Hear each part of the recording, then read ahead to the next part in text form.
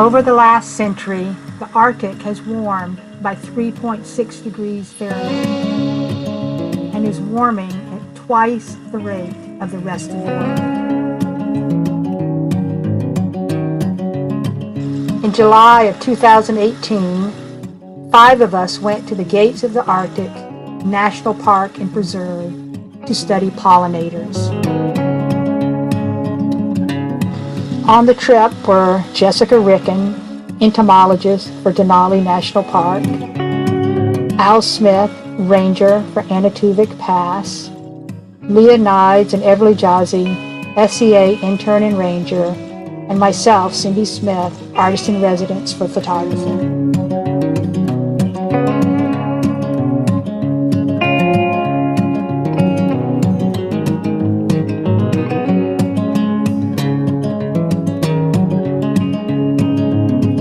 Of the 4,000 species of bees in North America, most of which we know very little about, it is clear that many are vanishing from parts of their historic range. Most of this loss is due to human causes such as habitat fragmentation, pesticides, and climate change. So far, we know of about 100 species in Alaska, but there are undoubtedly new discoveries to be made.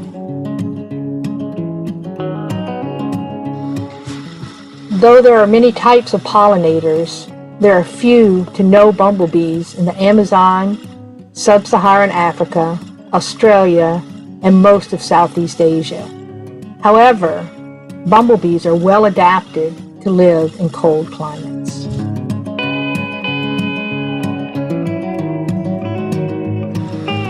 Bumblebees are well insulated with individual strands of branched hairs.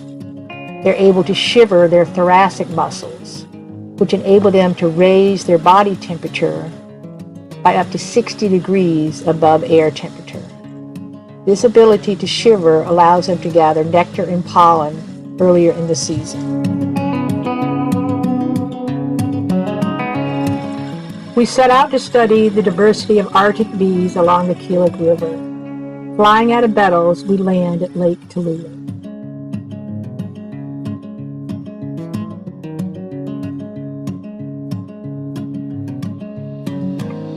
We assembled our alley pack canoes,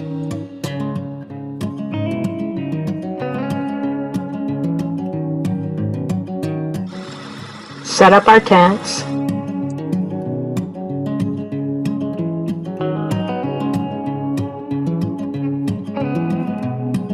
and the next day set off down the Keelik River.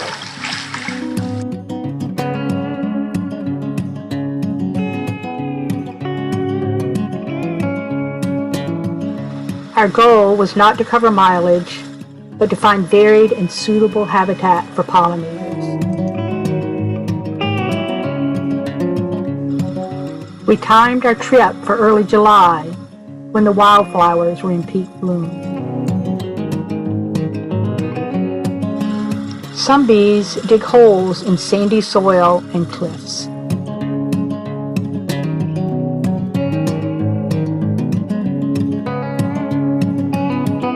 While others were out collecting, I set up our makeshift studio.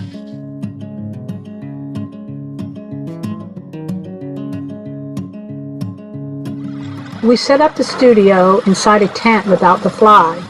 This served 2 purposes. It protected us against mosquitoes.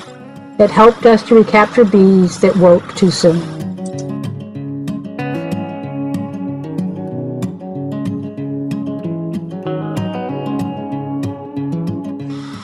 For this trip, I created a portable table out of 1/2-inch PVC pipe and a translucent 12-inch by 12-inch plexiglass top.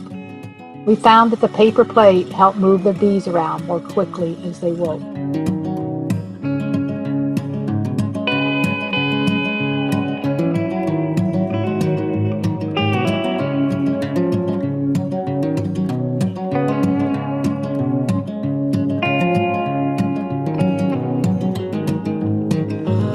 Jessica found that if she used a collection tube and drilled a small hole in the top, She could use a blast of CO2 to briefly stun the pollinators.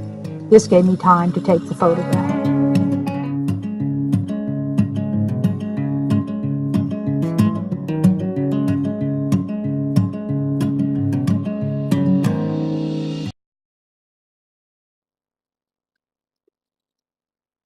We have some special bee right here.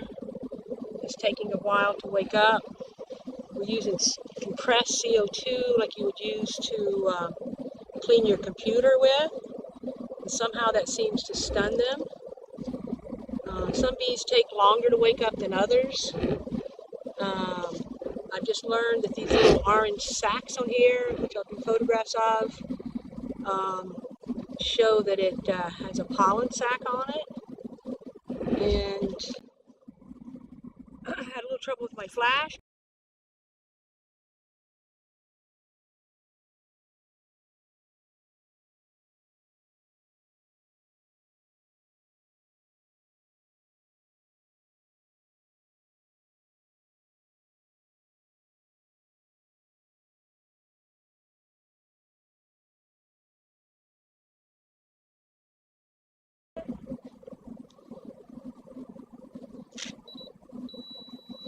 Okay, it's nice to hear the little flash sounds. And this big one right here is something special. I don't know what it is.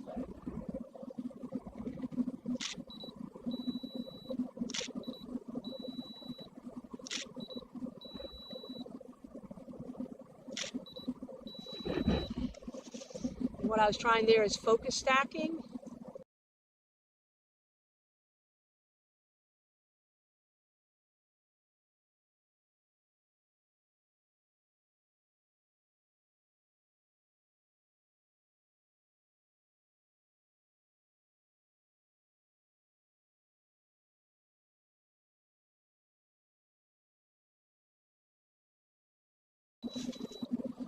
And we have little tweezers to kind of reposition them for the best view.